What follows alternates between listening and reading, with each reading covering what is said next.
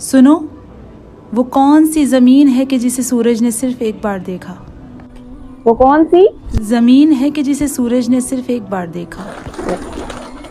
بہت اچھا سوال آپ نے کیا ہے. میں اپنے پرندوں کو دانہ ڈال دوں، اس کے بعد میں اس کا جواب بتاتی ہوں. تو آپ نے جو سوال کیا بڑا بہترین سوال ہے. مولا علی کے پاس ایک یہودی شخص آیا اور اس نے مولا علی علیہ السلام سے کہا کہ اگر آپ میرے اس سوال کا جواب دے دیں گے کہ وہ کون سی زمین ہے جس نے ایک بار سورج دیکھا تو میں کلمہ پڑھ دوں گا.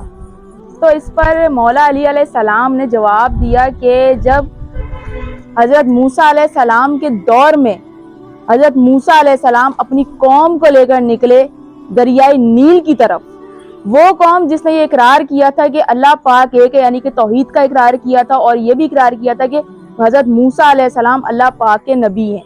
تو جب وہ دریائے نیل کی طرف پہنچے تو ان کے پیچھے ہی فرعون اور اس کا لشکر تھا جو انہیں ختم کرنا چاہتا تھا. وہ کہتے ہیں نا کہ جسے اللہ رکھے اسے کون چکے.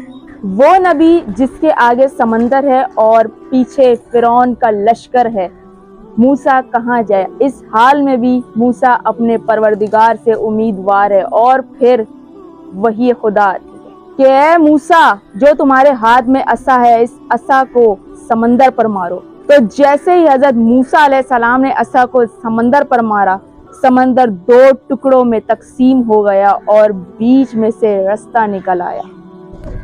اب موسیٰ اپنی قوم کو لے کر اس رستے سے نکل پڑے ہیں. یہ دیکھ کر فرعون نے سوچا کہ موسیٰ اس رستے سے نکل گیا ہے تو میں بھی اس رستے کو عبور کر جاؤں گا. جب جناب موسیٰ علیہ السلام اس رستے کو پار کر چکے تھے تو پیچھے سے فرعون اور اس کا لشکر اس رستے پر آیا، اور جب جا رہا تھا تو وہ 2 ٹکڑوں میں جو سمندر تقسیم تھا بحکم خدا وہ آپس میں مل گیا اور فرعون اور اس کا لشکر غرق ہو گیا.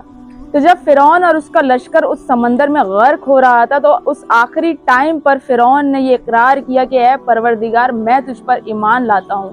تو پھر آواز قدرت آئی کہ اے فرعون، اب تیری مہلت ختم ہو چکی ہے. جب تو خشکی پر تھا تب اقرار کرتا، اب تو اپنے انجام کو پہنچ چکا ہے. پھر مولا علی علیہ السلام نے اس یہودی کو مخاطب کر کر کہا، اس سمندر سے جو رستہ بنا اس زمین نے پہلی بار سورج کو اور سورج نے پہلی بار زمین کو دیکھا.